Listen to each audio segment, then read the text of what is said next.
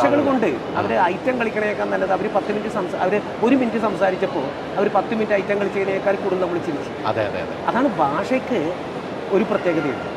നിഷ്കളങ്കമായ തൃശ്ശൂർ ഭാഷ എന്തൊക്കെ തന്നെ പറഞ്ഞാലും അവരുടെ ഭാഷ കേൾക്കുമ്പോൾ തന്നെ നമ്മൾ പാലക്കാടുകാരുടെ ഭാഷ. ചെറിയ സംസ്ഥാനമാണ് കേരളം. വിവിധ മതവിഭാഗക്കാർ, വിവിധ വർഗത്തിൽപ്പെട്ടവർ, വിവിധ സംസാര ശൈലിയുള്ളവർ, സംസ്കാരമുള്ളവർ എന്ന അവരുടെ ഭാഷകൾക്ക് അന്തരം ഭയങ്കരമാണ്. ചിലവർ തമ്മിൽ സംസാരിച്ചാൽ 2 കാസർഗോഡുകാരിൽ നിന്ന് സംസാരിച്ചാൽ എറണാകുളംകാരൻ വെറുതെ കേട്ടിരിക്കും. എന്തിനധികം പറഞ്ഞാൽ അങ്കമാലിയിലുള്ള 2 പേര് സംസാരിച്ചാൽ നമ്മൾ വായും പൊളിച്ചിരിക്കും. തിരുവനന്തപുരത്ത് 2 പേര് സംസാരിച്ചാൽ നമ്മളതിൻ്റെ ഇടയിൽ ഇടപെടണ്ട, നമ്മൾ പിന്നീട് ചോദിക്കണം എന്താ നിങ്ങളുടെ വിഷയം. അതെ, അതുപോലെ സംസാര ശൈലിയാണ്. അത് എല്ലാ ജില്ലക്കാരും. പക്ഷെ അവരൊക്കെ ഈ മിമിക്രി രംഗത്തേക്ക് വരുമ്പോൾ, അനുകരണ കലയിലേക്ക് വരുമ്പോൾ അവർക്ക് നമുക്ക് മനസ്സിലാകുന്ന ഭാഷയിൽ അവർ കാര്യം പറയും. അതാണ് ഏറ്റവും വലിയ പ്രത്യേകത. ഇതിലേക്ക് വരുമ്പോൾ ഒരു പ്രത്യേകത എനിക്ക് നിങ്ങൾക്ക് മനസ്സിലാകുന്ന ഒരു ഭാഷ, അതാണ് ഇതിലെ ഏറ്റവും വലിയ പ്രത്യേകത. നമ്മൾ സ്റ്റേജിൽ വന്നു കഴിഞ്ഞാൽ മിമിക്രി ഒരു ആർട്ടിസ്റ്റ് വന്നു കഴിഞ്ഞാൽ അവർ പറയുന്നതെല്ലാം നമുക്ക് മനസ്സിലാവും. ഈ പറഞ്ഞ പോലെ അവർ ഒരുമിച്ചിരുന്ന് സംസാരിച്ചാൽ നമുക്ക് മനസ്സിലാകും. അത് ഒരു വലിയ ഒരു കഴിവാണ് അത്, അല്ലേ? ഭാഷകൾ അനുകരിക്കുക എന്ന് പറയുന്നത്, ഇപ്പം ഞാൻ മമ്മൂക്കയുടെ പടങ്ങളിൽ നമ്മൾ ചെയ്തതിൽ നമുക്ക് എത്രയോ ഭാഷകൾ സംസാരിക്കുന്ന പല ടൈപ്പ് കഥാപാത്രത്തിൽ, തിരുവനന്തപുരമായാലും അല്ലേ, നമ്മളിങ്ങനെ ആലോചിക്കും. അതിൽ തന്നെ നമ്മൾ നിൽക്കണം, അതിൽ തന്നെ ശ്രദ്ധ കൊടുത്ത് നിൽക്കുകയാണ്. ഇടയ്ക്ക് ചിലവർ ചെയ്തു വരുമ്പോൾ ആ സാധനം വിട്ടുപോകും, കഥാപാത്രം വിട്ടുപോകും. ഇത് കഥാപാത്രം വിടുന്നതേയില്ല, എപ്പോഴും അതിൻ്റെ ഒരു ലോകത്ത് ഇങ്ങനെ നിൽക്കുക. എനിക്ക് അങ്ങനെ നമുക്ക് ഇവരുടെ ഭാഷ കേൾക്കുന്നത് ഭയങ്കര ഇഷ്ടമാണ്. നമ്മുടെ ഭാഷ ഭയങ്കര സ്പീഡാണെന്നാണ്, എറണാകുളം ഭാഷ ഭയങ്കര സ്പീഡാണെന്നാണ് അവർ പറയുന്നത്. യൂട്യൂബ് ചാനലൊക്കെ എങ്ങനെ പോകുന്നു? 210 എപ്പിസോഡായി, തുടർന്ന് ഇങ്ങനെ പോയിക്കൊണ്ടിരിക്കുക. അതിൻ്റെ രചനയും നമ്മുടെ കുറച്ച് സഹപ്രവർത്തകർ, അനിയന്മാർ, എല്ലാവരും ശിഷ്യന്മാർ തന്നെയാണ്. എങ്കിൽ പോലും അവരെല്ലാവരും കൂടി ചേർന്നുകൊണ്ട് ചെണ്ട കൊട്ടാൻ തുടങ്ങിയിട്ട് ഏതാണ്ടൊരു 2-3 കൊല്ലമായി. അത് മഴക്കാലത്തും കൊട്ടി, അത് കോവിഡ് കാലത്തും കൊട്ടി, നന്നായിട്ട് കൊട്ടി അത് വലിയ കുഴപ്പമില്ലാതെ മുടങ്ങാതെ 200-210 എപ്പിസോഡിലേക്ക് അത് എത്തി. എങ്ങനെയുണ്ട്? അല്ല, അതുള്ളത് കൊണ്ട് എന്തോ പറ്റുമെന്ന് വെച്ചാൽ കോവിഡ് കാലത്ത് നമ്മളിത് ചെയ്തില്ലായിരുന്നെങ്കിൽ നമ്മൾ എവിടെയാണ് എന്താണെന്ന് അറിയപ്പെടില്ല, കെട്ടടങ്ങിപ്പോവും. ഒരാഴ്ച തമ്മിൽ കണ്ടില്ലെങ്കിൽ മറന്നു പോകുന്നവരാണ് നമ്മൾ. അതാണ് ലോകം. കോവിഡ് സമയം വളരെയധികം സജീവമായിരുന്നു. അത് ബ്രെയിൻ പ്രവർത്തിക്കാൻ നമ്മളിലെ നർമ്മം. ഇപ്പം ഞാൻ ഈ രംഗം വിട്ടിട്ട് വേറെ രംഗത്തേക്ക് പോയി 2-3 കൊല്ലം ഗൾഫിലൊക്കെ ജോലി ചെയ്ത് തിരിച്ചു വന്നു കഴിഞ്ഞാലുണ്ടല്ലോ, ഞാൻ ഒരുപാട് ബാക്കില്ല. പിന്നെ ഇതിനകത്തേക്ക് കയറുക എന്ന് പറയുന്നതേ പലതും അറിഞ്ഞും മനസ്സിലാക്കിയും വേണം ഞാൻ വന്ന് കയറാൻ. അപ്പോഴേ എന്നിൽ നിന്ന് ആശയവും അകന്നിരിക്കും, ആ ടൈമിങ്ങും പോയില്ല. കൃത്യമാണ്. ഇപ്പം എത്ര ആളുകളാണ് ഇപ്പോൾ സ്ഥിരമുള്ളത്? ഞങ്ങൾ ഒരു 5-8 പേര് സ്ഥിരമുണ്ട്. 2 ക്യാമറമാൻമാരും, നമ്മൾ, ഷിഹാബ്, പ്രസാദ്, നിത, സിസി, അതുപോലെയുള്ള കുറച്ച് വിനോദ്, അങ്ങനെ വിജയൻ, അങ്ങനെ കുറച്ച് ആൾക്കാരും എൻ്റെ 2 സുഹൃത്തുക്കളും. നമ്മളിങ്ങനെ ഇരുന്ന് ആലോചിക്കുന്നു, നമ്മളപ്പോൾ തന്നെ ഒരു 4 സ്ക്രിപ്റ്റ് ഉണ്ടാക്കുന്നു, അതിൽ പിള്ളേരോട് പറഞ്ഞ് ഏൽപ്പിക്കുന്നു, അവർ പറയുന്നു ആ 2 സൂപ്പറാണെന്ന് പറയുന്നു, അതങ്ങോട്ട് എടുക്കും. സമകാലീന സംഭവങ്ങളൊക്കെ ഞാൻ ചെയ്തത് തന്നെ കുറേ ഹിറ്റായിട്ടുണ്ട്. A1 ക്യാമറ വന്ന ഉടനെ തിരുവനന്തപുരത്ത് അതേപോലത്തെ സംഭവം ഉണ്ടായി. വെളുത്ത പാമ ചെയ്തു, അതിൻ്റെ അപ്പം തന്നെ നമ്മൾ വേറെ ചെയ്തു. അപ്പം രാഷ്ട്രീയത്തിൻ്റെ ആണെങ്കിലും അങ്ങനെ ചില സാധനങ്ങൾ നമ്മൾ ചെയ്യുമ്പോൾ നാളെ അത് ഭവിക്കുന്നുണ്ട്.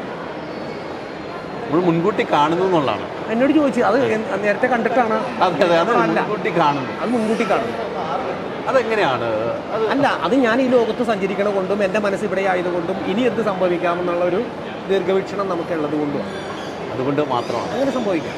ഈ ഷൂട്ടൊക്കെ പള്ളുരുത്തി മേഖലയാണ്. പള്ളുരുത്തി, മുച്ചാക്കൽ, പള്ളിപ്പുറം, ചേർത്തല, അങ്ങനെ നമ്മുടേതായിട്ടുള്ള സ്ഥലങ്ങളിൽ നമ്മുടെ സുഹൃത്തുക്കളുടെ വീടും പരിസരമൊക്കെ അവിടെ തന്നെയാണ് ഷൂട്ട് ചെയ്യുന്നത്. അല്ല, അത് എല്ലാവർക്കും വേണമെന്നാണ് പറഞ്ഞത്. മാറി നിൽക്കരുത്, മാറി നിന്നാൽ വലിയ പണിയാണ്. പ്രേമിന്ന് പോയാൽ പോയി, പ്രേമിന്ന് അറിയില്ല, മരിച്ചതിന് തുല്യമാവും. അതെ, നമ്മൾ ജീവിച്ചിരിക്കുന്നതിനുള്ള തെളിവാണ് നമ്മൾ ഈ ചെയ്തു കൂട്ടുന്ന കുറേ പ്രവൃത്തി. നല്ല ആൾക്കാർ പറഞ്ഞു, നീ ഒരു ബുക്ക് എഴുത്, വർഷങ്ങൾ നീ പോയാലും നിന്നെ ഓർക്കാനൊക്കെ മതി.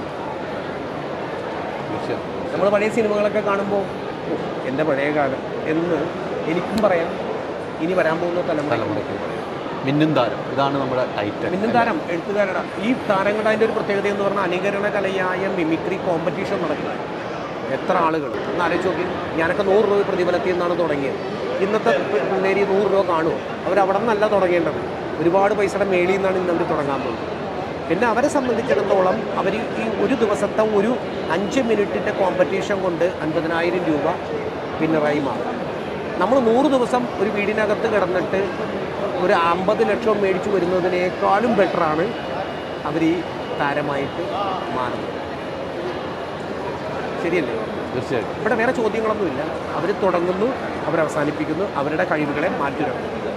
ചിലപ്പോൾ ഇത് അവരുടെ ജീവിതത്തിൻ്റെ ഒരു ടേണിംഗ് ആവും. ഞാനടക്കമുള്ള പല മിമിക്രിക്കാർ ഇന്നതാകുമെന്ന് പറഞ്ഞ് സ്വപ്നം കണ്ടിട്ടല്ല വന്നത്. അതിൽ കയറാം, ആ ഓടിപ്പോകുന്ന ബസ്സിൽ ചാടിക്കയറാം, ഇരിക്കാൻ സീറ്റ് കിട്ടുമെന്ന് പോലും നമ്മൾ ലെവലിലാണ്. യാത്ര സുഗമമാണെങ്കിൽ നമുക്ക് എടുത്ത ടിക്കറ്റ് രണ്ടാമത് മാറ്റി നമുക്ക് ഒന്നും കൂടി നീട്ടി യാത്ര അല്ലെങ്കിൽ ചാടിയത് കൃത്യമാണ്. ഇപ്പോൾ ഈ മിന്നും താരങ്ങളിലേക്ക് വന്നപ്പോൾ നമുക്ക് ഒരു മിനിറ്റ് ഒന്ന് നിർത്താതെ മിന്നും താരത്തെ കുറിച്ച് പറയാം. മനസ്സിൻ്റെ ഉള്ളിൽ എപ്പോഴും മായാതെ നിൽക്കുന്ന നിരവധി മിമിക്രിക്കാരുടെ കഴിവുകളെ മാറ്റുരക്കുന്ന വലിയൊരു അവസരം നമുക്ക് കിട്ടുമ്പോൾ അവരുടെ കഴിവുകളും അവരുടെ ഭാവനകളും അവരുടെ ചിന്തകളും അവരുടെ പ്രവൃത്തികളും എല്ലാം കൂടി അവർ പറയുന്ന കലയിൽ ഉണ്ടാകും. അതാണ് അതിൻ്റെ ഒരു സംസ്കാരം. അത് ലോകത്തിന് മുമ്പിലേക്ക് തെളിയിക്കുവാനും അവർക്ക് അതിലൂടെ വളരുവാനും സാധിക്കുന്ന നല്ലൊരവസരം ഉണ്ടാകുമ്പോൾ അത് അവരുടെ കുടുംബം, അവരെ സ്നേഹിക്കുന്നവർ, അവരെ ഇഷ്ടപ്പെടുന്നവർ, അവരെ ആരാധിക്കുന്ന ആരാധകരുടെ മുമ്പിൽ. അതുകൊണ്ട് വിനയം ദ്രുതഗതിയിലുള്ള വിജയത്തിൻ്റെ ഒരു താക്കോലാണ്. നിങ്ങളുടെ കഴിവ് നിങ്ങളുടെ കയ്യിലാണ്. അത് മാറ്റുരക്കാൻ നിങ്ങൾക്ക് കഴിയണം. നിങ്ങൾ വിജയിച്ചു കഴിഞ്ഞാൽ പെട്ടെന്നൊരു മാനേജർ ഉണ്ടാവരുത്. നിങ്ങളെ മാനേജ് ചെയ്യുന്നത് നിങ്ങൾ തന്നെ ആയിരിക്കണം. അങ്ങനെ നിങ്ങൾ മാനേജറെ തുടക്കമേ വെച്ച് കഴിഞ്ഞാൽ പിന്നെ നിങ്ങൾ മാനേജറല്ല, നിങ്ങൾ പിന്നെ മറ്റൊരു ലോകത്താണ്, അൺനോണായിട്ട് തിരിച്ചു. അപ്പോൾ താരമാകാനും കഴിയും, ഒന്നും കഴിയില്ലാതെ എന്ന് കഴിഞ്ഞാൽ ചാരമാകാനും നമുക്ക് കഴിയും. താരമാകട്ടെ എന്നാണ് നമ്മുടെ ആഗ്രഹം, അല്ലേ? വലിയൊരു ഉപദേശം കൂടെ അതിനകത്തുണ്ട്. ചന്ദനമരമായാലും സാധാരണ പിറകായാലും കത്തിക്കരിഞ്ഞ ചാരം. പക്ഷെ അത് ഞാൻ പറയണത് അത് നമുക്ക് വേണ്ട രീതിയിൽ വിനിയോഗിക്കാനും താങ്ങായും തണലായും നിൽക്കുന്നവരുടെ കൂടെയും നമുക്ക് കഴിവില്ലെങ്കിൽ നമ്മളെ സ്നേഹിക്കാൻ ബാക്കിലൊരു ഒരുത്തനുണ്ടാവും. അത് നമ്മളെ കൊണ്ടു നടക്കും. അത് നമ്മുടെ ഭാഗ്യമാണ്.